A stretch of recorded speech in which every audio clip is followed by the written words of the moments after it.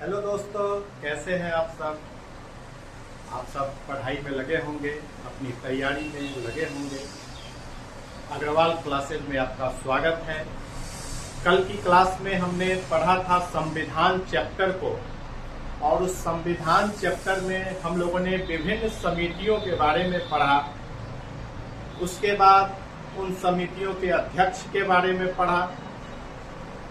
आज की क्लास में हम उस चैप्टर को आगे बढ़ेंगे, अभी कंटिन्यू करेंगे और उसी चैप्टर के अंतर्गत आज हम पढ़ाने जा रहे हैं 3 जून 1947।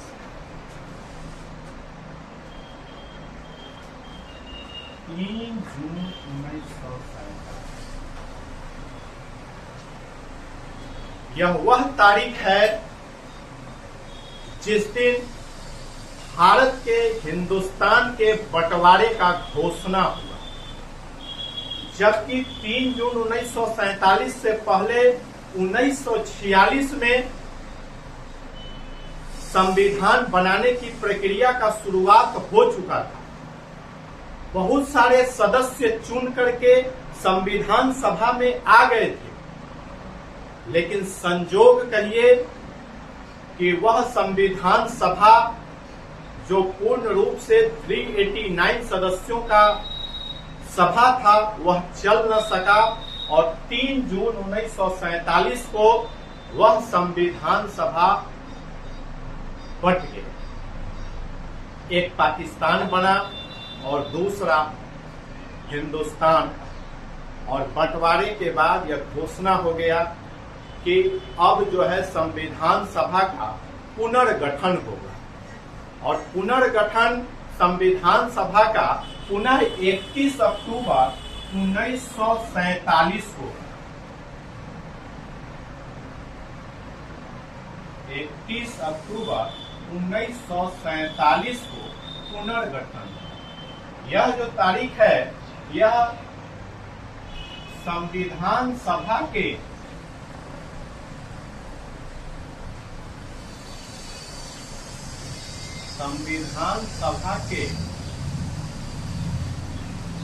पुनर्गठन की तारीख। और यह 3 जून 1947 को क्या है कि यह संविधान सभा के बंटवारे का घोषणा हो गया। मतलब भारत के बंटवारे का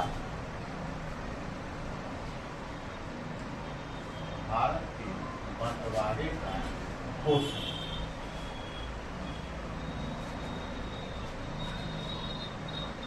3 जून 1947 से पहले सब कुछ ठीक चल रहा था। सभी लोग, सभी कमिटियां अपने कामों में लगी हुई थी। सभी लोग संविधान के चर्चा में लगे हुए थे कि हमारा संविधान कैसा होगा, हमारा संविधान कैसा बनेगा, हमारा संविधान जनता के आशा और आकांक्षाओं को कैसे मूर्त रूप लेगा। सभी लोग इसमें लगे हुए। लेकिन वह तारीख 3 जून 1947 को भारत के बंटवारे का जब घोषणा हुआ, तो जरूरी पड़ गया कि हमारे संविधान सभा का भी पुनर्गठन हो। क्योंकि पाकिस्तान के बहुत सारे सदस्य जो उधर के रजवाड़े थे, जो उधर के ब्रिटिश प्रांत थे, उधर के भी बहुत सारे सदस्य इस संविधान सभा में सदस्य के रूप में चुन करके आए थे। जब घोषणा हुआ तो पुनर्गठन की बारी आई, और उस पुनर्गठन में संविधान सभा का पुनर्गठन 31 अक्टूबर 1947 को हो गया। यह 2 डेट बड़ा इंपॉर्टेंट है दोस्तों। आप इस दोनों डेट को याद रखेंगे। भारत के बंटवारे के घोषणा का डेट 3 जून 1947 और संविधान सभा के पुनर्गठन का डेट 31 अक्टूबर 1947। यह दोनों डेट हर एग्जाम में, कई पीसीएस एग्जाम में पूछा गया, और यह बड़ा इंपॉर्टेंट यहाँ से क्वेश्चन भी बनता है। खैर, उन क्वेश्चनों को मैं अगली क्लास में, जितने भी कॉम्पिटिटिव लेवल के क्वेश्चन आए हुए हैं एग्जाम में, कंपटीशन के एग्जाम में, मैं उसका अगले क्लास में डील करूंगा। उसकी चिंता आपको करनी नहीं है। आप देखेंगे अगली क्लास में कि जितने भी क्वेश्चन आए हैं ये सारे लेक्चर में उसको कंप्लीट किया गया है। कोई भी आपका क्वेश्चन नहीं छूटेगा, एक भी क्वेश्चन नहीं छूटेगा, सभी इस लेक्चर में समाहित किए गए। जब पुनर्गठन हुआ तो उस पुनर्गठन में कुल 389 तो पहले थे। यह जो संख्या मैंने पिछली क्लास में बताया था कि 389 का जो यह आंकड़ा था, यह संविधान के भारत के बंटवारे से पहले का यह डिजिट है 389। जब घोषणा हो गया और पुनर्गठन की बारी आई तो उस समय पाकिस्तान के क्षेत्र के सदस्यों को छोड़ करके शेष सदस्य हमारे पास 299 बच गए। 299 सदस्य बच गए जो केवल भारत के सदस्य थे। भारत के विभिन्न राज्यों से मनोनयन होकर के जो विधानसभा में संविधान सभा में पहुंचा, यह 299 सदस्य। और इस 299 सदस्य में 229 सदस्य प्रांतीय सभा से, 229 जो सदस्य थे और 71 यह देसी रजवाड़े थे। देसी, यह जो 70 सदस्य थे यह देसी रजवाड़े से, देसी रियासत से चुन करके आए हुए। और यह जो 229 सदस्य थे ये प्रांतीय सदस्य,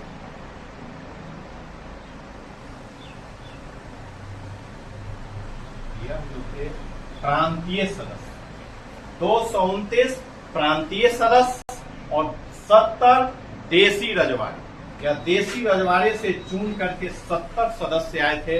तब जाकर के जो संविधान सभा का पुनर्गठन हुआ वह 299 सदस्य से पुनर्गठन, जबकि शुरू में जो बना था वह 389 सदस्यों के सहयोग से हमारा संविधान सभा का निर्माण हुआ। दोस्तों, इस चैप्टर में कुछ पॉइंट हैं, उन पॉइंट को मैं सूचीबद्ध करूंगा और आप उसको जो है एक बार रीड जरूर करेंगे वीडियो को रोक कर, क्योंकि उस पॉइंट से बहुत सारे क्वेश्चन बनेंगे। वह पॉइंट खुद में एक क्वेश्चन है, इसलिए उसको ध्यान में जरूर रखें।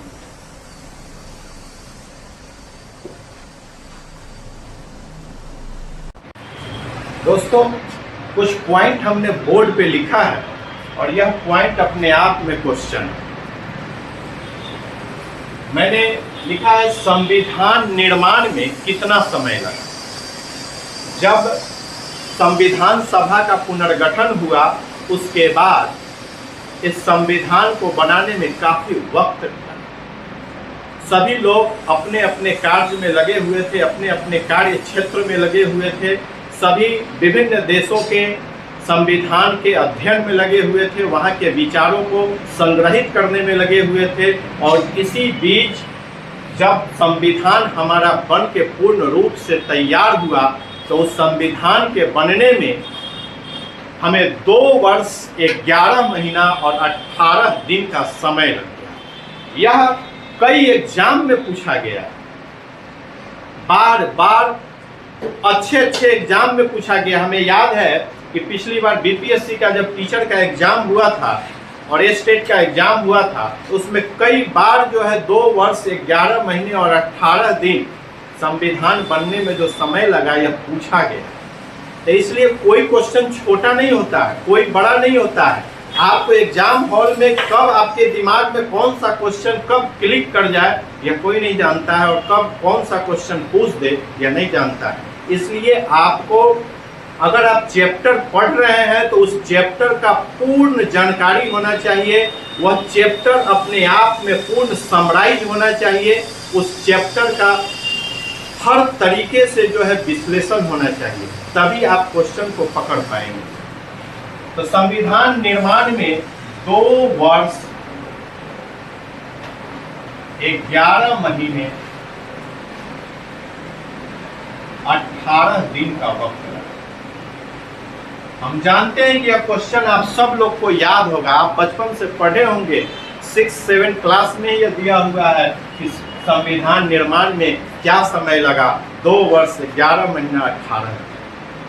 कभी कभी ये सब भी स्लिप हो जाता है दिमाग से, एग्जाम हॉल में दिमाग में ही नहीं आता है, इसलिए इस डेटा को याद रखेंगे। यह पूछता है 2 वर्ष 11 महीने 18 दिन। नेक्स्ट क्वेश्चन है कि संविधान के प्रारूप पर कितने दिन का चर्चा हुआ, कितने दिन का बहस हुआ। संविधान सभा में सभी सदस्य जो बैठे थे, जो कुल संविधान सभा में जो सदस्य चुन करके विभिन्न राज्यों से आए थे मनोनयन के आधार पर, वो सभी लोग संविधान सभा में बैठ करके उसकी चर्चा करते थे, बहस करते थे।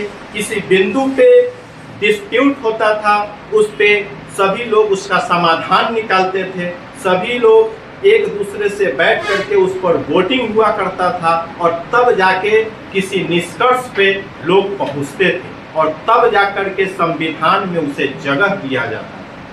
तो उस समय ये पूरे संविधान पर 114 दिन का बहस हुआ।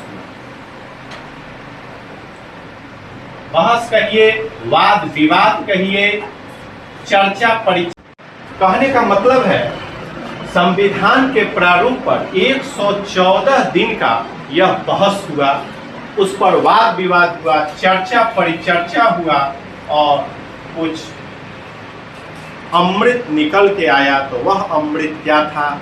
संविधान। जो संविधान हमारे देश के लोगों की आशा और आकांक्षाओं के अनुरूप था, यह एक दिन में, एक महीने में, एक बरस में बनने की चीज नहीं थी। इस पर काफी संघर्ष, काफी बड़े बड़े विद्वान इस पर लगे थे, भिड़े थे, देशों की यात्राएं की, संविधानों का मनन किया, तब जा करके हम लोग इतने वाद विवाद के बाद उस समय की क्या परिस्थितियां रही होगी, आने वाले समय में दूरदृष्टि को लेकर के तब जाके संविधान हमारा बनकर तैयार हुआ। उस समय के राजनेताओं का विजन कैसा रहा होगा, उस समय दूरदृष्टि से लोग सोचते थे कि हो सकता है 5 वर्ष के बाद हमारा कैसा होगा देश, 10 वर्ष के बाद कैसा होगा देश। तब जाकर के उन तमाम बिंदुओं पर विचार करते हुए और सब चर्चा और बहस के बाद 2 वर्ष 11 महीने और 18 दिन में हमारा संविधान बनकर तैयार हुआ। हम बात करें यह संविधान 2 वर्ष 11 महीने और 18 दिन में बन के तो तैयार हुआ, उस समय इस पर खर्च किया है, खर्च भी आया इसको, और अच्छा खासा खर्च भी आया। अभी तो कुछ लगे हैं कि बस इतने ही में बन के तैयार, नहीं, उस समय का जो समय था उतना ही पैसा का बहुत महत्व था। उस समय जब संविधान बना तो 63,96,729 रुपया का खर्च पड़ा था दोस्तों। 63,96,729 रुपया उस समय इस संविधान के बनाने पे खर्च हुआ। कुल मिलाकर हम कह सकते हैं 64 लाख रुपया। क्या दोस्त 64 लाख तो कह नहीं सकते हैं, 63,96,000 है, मतलब अप्रॉक्स वैल्यू 64 लाख। ये भी कई एग्जाम में आया हुआ है कि संविधान पर पड़ने वाला खर्च क्या था, तो वह अप्रॉक्स 64 लाख रुपया। अगर आप एक्यूरेट डिजिट में अगर बात करते हैं तो 63,96,729 रुपया का इस पर खर्च है। आगे अगर हम बात करें तो जब यह संविधान बना था उस समय हमारा संविधान 22 भाग में बटा। कितने भाग में? 22 भाग में हमारा संविधान उस समय बटा था, और उसमें जो अनुच्छेद थे 395 अनुच्छेद थे और 8 अनुसूचियां थी। मतलब 22 भाग प्लस 395 अनुच्छेद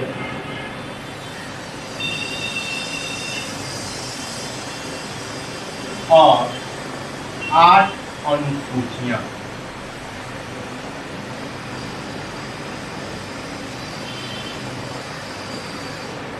ये मूल संविधान की मैं बात कर रहा हूं।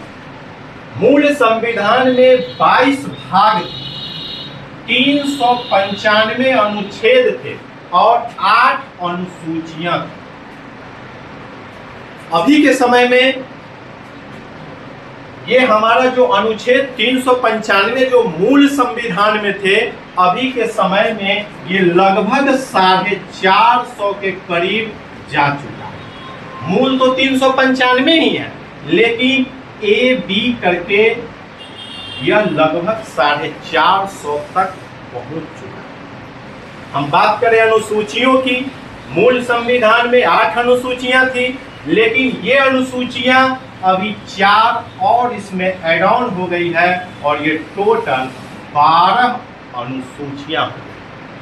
आज की तारीख में अगर हम बात करें तो 22 भाग 395 अनुच्छेद और 12 अनुसूचियां वर्तमान समय में हमारे संविधान में सम्मिलित किए गए। और अगर अनुच्छेद की बात करें तो अगर पूछ दे कि ए और बी लेकर के कितने हो गए, तो लगभग 450 की संख्या में। और ये जो अनुच्छेद 395 अनुच्छेद है, यह भारत शासन अधिनियम 1935 से सबसे ज्यादा लिया गया।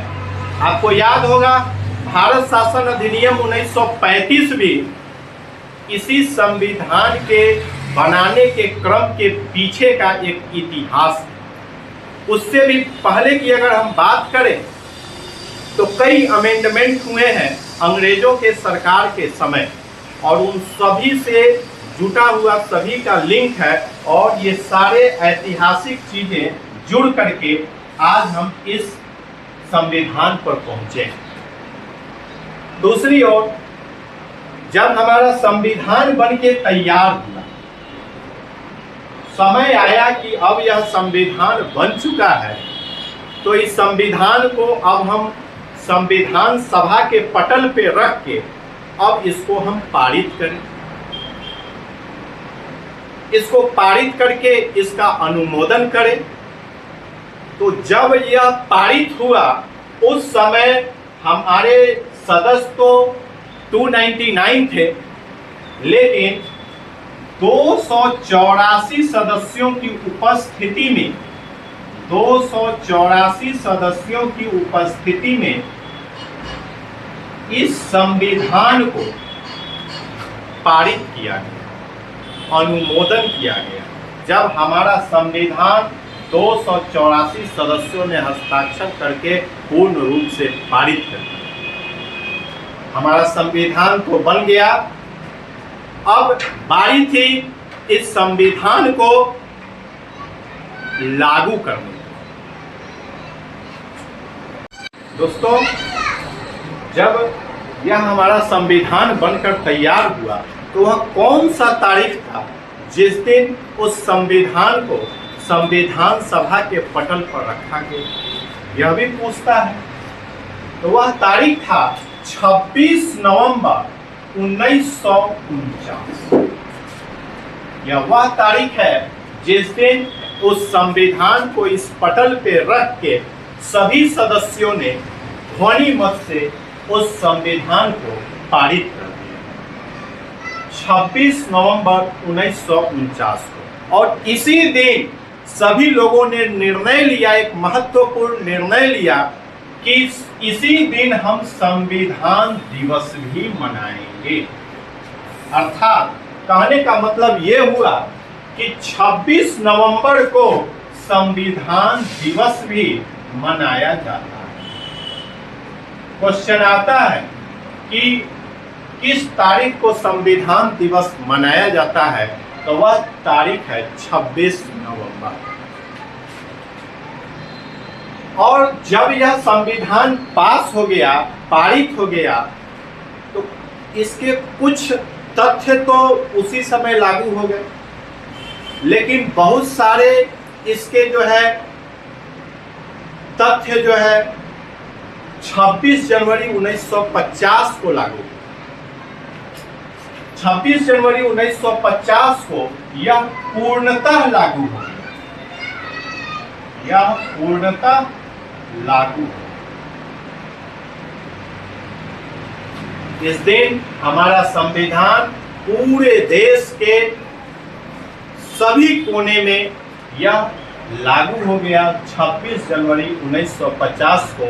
लेकिन देखिए दो चीजें, एक चीज पारित होना और दूसरी चीज लागू होना। कभी कभी एग्जाम में कंफ्यूज हो जाते हैं लोग, पारित कब हुआ, लागू कब हुआ, दोनों एक ही डेट को मैच कर देते हैं।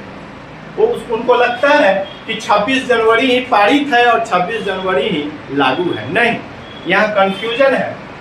हमारा पारित तो हुआ 26 नवंबर को, लेकिन लागू हुआ 26 जनवरी को। ये भी आप क्वेश्चन पूछ सकते हैं कि सर जब हमारा यह संविधान पारित हो गया तो उसी समय लागू भी क्यों नहीं कर दिया गया? तो नहीं, उसके पीछे की एक कहानी है कि हम लोगों ने जवाहरलाल नेहरू के नेतृत्व में रावी नदी के किनारे इसी 26 जनवरी 1930 को हम लोगों ने स्वतंत्रता दिवस मनाया था और स्वतंत्र भारत की एक कल्पना की थी। जब हम लोग 26 जनवरी 1930 को स्वतंत्रता दिवस मनाए थे तो हम लोगों का एक विचार हुआ कि नहीं, क्यों नहीं, जब हमारा संविधान बनकर तैयार हुआ तो कुछ दिन ब्रेक देने के बाद इसी डेट को हम इसे पूर्णतः पूरे देश में लागू कर दें। तो इसीलिए 26 जनवरी 1950 को यह पूर्णतः पूरे देश में लागू कर दिया गया। लेकिन पारित 26 नवंबर को ही हो चुका था और इसी दिन हम लोग संविधान दिवस के रूप में भी मनाते हैं। अब बात आई राष्ट्रीय ध्वज की। हर देश का एक अपना राष्ट्रीय ध्वज होता है, राष्ट्रीय सम्मान होता है, राष्ट्रीय प्रतीक होता है। तो हम लोगों ने अपने राष्ट्रीय ध्वज के रूप में तिरंगा को स्वीकार। इस तिरंगा को हमने कब अपनाया, ये भी क्वेश्चन आता है। इस तिरंगे को हमने कब अपना मूर्त रूप दिया और संविधान सभा ने कब इसको स्वीकार किया? तो यह डेट था 22 जुलाई 1947। इस 22 जुलाई 1947 को इस राष्ट्रीय ध्वज के रूप में तिरंगा को अपनाया गया और उसी दिन से हमारा राष्ट्रीय ध्वज तिरंगा माना गया। बात करें राष्ट्रगान की, तो जो हमारा राष्ट्रगान है जन गण मन अधिनायकी जय हो, यह राष्ट्रगान 24 जनवरी 1950 को अपनाया गया। ध्यान रखेंगे, हमारा राष्ट्रीय ध्वज 1947 में ही अंगीकृत हो गया था, लेकिन राष्ट्रगान 1950 में स्वीकार हुआ। 24 जनवरी 1950 को हमारा राष्ट्रगान स्वीकार हुआ। जब राष्ट्रगान स्वीकार हुआ तो इसके साथ साथ एक राष्ट्रीय गीत भी होता है और उस राष्ट्रीय गीत को भी 2 दिन के बाद, ज़्यादा नहीं 2 दिन के बाद 26 जनवरी 1950 को राष्ट्रीय गीत भी है। और उसी दिन से हमारे 2 एंथम, राष्ट्रगान और राष्ट्रीय गीत, ये राष्ट्र के प्रतीक के रूप में, राष्ट्र के सम्मान के रूप में इसे अपनाया गया। जब इतनी बात हो ही चुकी है तो हम बात कर लें, जब हमारा देश स्वतंत्र हो गया तो उस समय एक स्वतंत्र भारत का मंत्रिमंडल भी बना ताकि यह देश कैसे चले, इस देश की व्यवस्थाएं कैसे लागू हो, कौन प्रधानमंत्री बनेगा, कौन गृह मंत्री बनेगा, कौन रेल मंत्री बनेगा, इस पर भी चर्चा हम कर ही देते हैं, क्योंकि यहां से भी क्वेश्चन काफी बनते हैं। बात करें जब प्रधानमंत्री, आप तो जानते ही हैं कि स्वतंत्र भारत के प्रथम प्रधानमंत्री जवाहरलाल नेहरू जी को बनाया गया था। गृह मंत्री की हम बात करें तो सरदार पटेल जी गृह मंत्री के रूप में कौन बने, तो उस समय स्वतंत्र, क्वेश्चन आएगा कि गृह मंत्री, स्वतंत्र भारत के प्रथम गृह मंत्री कौन, तो आप वहां लिखेंगे सरदार पटेल। पूरा नाम हम पता ही है आपको, सरदार वल्लभ भाई पटेल, जिनको लौह पुरुष के नाम से भी जानते हैं, सरदार वल्लभ भाई पटेल को। दूसरी ओर शिक्षा मंत्री की बात करें, शिक्षा मंत्री, स्वतंत्र भारत के प्रथम शिक्षा मंत्री, तो ये थे मौलाना अब्दुल कलाम आजाद। अब्दुल कलाम आजाद साहब, ये स्वतंत्र भारत के प्रथम शिक्षा मंत्री ये बनाए गए थे उस समय। रेल मंत्री की बात करें, रेल मंत्री की बड़ा चर्चा होता है और इसका बजट भी उस समय अलग बनाया गया था, क्योंकि रेल मंत्री एक बहुत बड़ा विभाग है और उस मंत्रालय के मंत्री होना ये बड़ा गर्व का विषय है। इसीलिए इसका जो बजट तैयार होता है वह बजट अलग बनाया जाता है, उसमें लाभ हानि क्या है, उसकी बहुत सारी पहलुओं पे चर्चा की जाती है। तो उस समय रेल मंत्री जो बने थे वह जॉन मथाई थे। उस समय जो रेल मंत्री बने वह जॉन मथाई बने। अब हम बात करें श्रम मंत्री की बात करें तो ये सब कोई जानते हैं कि उस समय के श्रम मंत्री कौन थे, जगजीवन राम। उस समय जो श्रम मंत्री बनाए गए थे ये जगजीवन राम। आप लोग जानते होंगे इन्हीं की बेटी मीरा कुमार थी, जो बिहार से ही बिलोंग करती है, मीरा कुमार। और वही मीरा कुमार जी महिला है और लोकसभा की स्पीकर भी बनी थी। ओम बिरला से पहले मतलब भूतपूर्व कहिए, ये स्पीकर भी थी और इन्हीं की बेटी थी, जगजीवन राम की ही बेटी थी मीरा कुमार, और काफ़ी ख्याति के रूप में वह पद पे रही थी, सांसद भी थी। अब श्रम मंत्री के बाद हम बात करें रक्षा मंत्री की, ये रक्षा मंत्री भी जो है बड़ा इम्पोर्टेंट विभाग है आज के डेट में। आज तो राजनाथ सिंह जी हैं रक्षा मंत्री। उस समय स्वतंत्र भारत में कौन थे, तो उस समय स्वतंत्र भारत में बलदेव सिंह, उस समय स्वतंत्र भारत के प्रथम रक्षा मंत्री बलदेव सिंह। भाई रक्षा करने के लिए बलिष्ठ लोग चाहिए कि नहीं, इसीलिए बलदेव सिंह को चुना गया रक्षा करने के लिए रक्षा मंत्री के रूप में। दूसरी ओर बात करें स्वास्थ्य मंत्री की, अगर हम बात करें तो उस समय के प्रथम स्वास्थ्य मंत्री एक महिला को बनाया गया, वह थी राजकुमारी अमृत कौर। सब लोगों ने इनका नाम जरूर सुना। उस समय की स्वास्थ्य मंत्री थी राजकुमारी अमृत कौर, और यह काफी मजबूत महिला थी उस समय, और इन्हीं के जिम्मे स्वास्थ्य का जिम्मा छोड़ा गया। अब हम बात करें वित्त मंत्री की। वित्त मंत्री बड़ा ही अहम विभाग था और इनको दिया जाए वित्त विभाग, तो उस समय एक विद्वान हुआ करते थे और उस विद्वान का नाम था साउथ के थे, वह विद्वान साउथ के थे, आर.के. वनमुगम सेठी, वित्त मंत्री।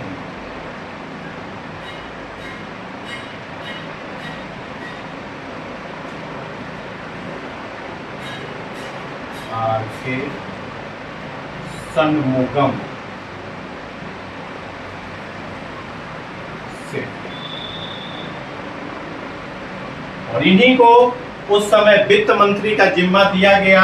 आर.के. षणमुगम रेड्डी को ये साउथ के थे और इन्हीं के जिम्मे, और ये जितने भी प्रथम बने स्वतंत्र भारत में, ये काफ़ी इम्पोर्टेंट है। कहीं ना कहीं किसी न किसी एग्जाम में यह जरूर टकरा जाता है, इसलिए दोस्तों इसको पेन डाउन जरूर करेंगे।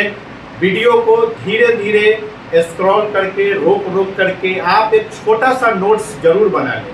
इससे क्या होगा कि जितने भी पॉइंट है एग्जाम में पूछे हुए, सबको एक जगह छोटा सा नोट्स कर लेंगे। एग्जाम के समय आप जल्दी से उसको आधे घंटे में रिवीजन कर सकते हैं। इसलिए मैं जो भी पढ़ा रहा हूँ एक जगह आप जरूर संग्रहित करें। ये आपके बहुत काम का चीज़ है, बहुत काम का चीज़ है। इसलिए आप इसको छोटा में न समझें, मैं बहुत इम्पोर्टेंट दे रहा हूँ। अब अगली क्लास में इससे जुड़े हुए, संविधान सभा से जुड़े हुए जितने भी इम्पोर्टेंट क्वेश्चन हैं, किसी भी एग्जाम में कहीं से भी उस एग्जाम में अगर पूछा गया है इस चैप्टर से संबंधित, उस सारे क्वेश्चन को मैं इस बोर्ड पे लाऊंगा और सबको एक जगह करके मैं बताऊंगा कि ये क्वेश्चन कहाँ से आया है, मैंने उस लेक्चर में कहाँ बताया है, ये सब चीज़ें बताऊंगा और सारा इम्पोर्टेंट बताऊंगा। इसी के साथ आज की क्लास इतना ही पे। जय हिंद दोस्तों, खूब मन लगा करके आप लोग पढ़िए। हम प्रयास करेंगे जल्दी से जल्दी वीडियो लाएं, पॉलिटिकल साइंस का एक सीरीज बना करके जल्द से जल्द जितने भी वीडियो हैं हम आपके सामने रखें, क्योंकि बहुत सारे एग्जाम, अभी लोको पायलट भी आ चुका है, अभी टीआरई 4 का भी जो है आना है, बहुत सारे एग्जाम हैं आ रहे हैं। हम सभी को मद्देनजर रख करके ये वीडियो बना रहे हैं। आप ज़रूर इसको देखेंगे, ये आपको बहुत फ़ायदा करेगा।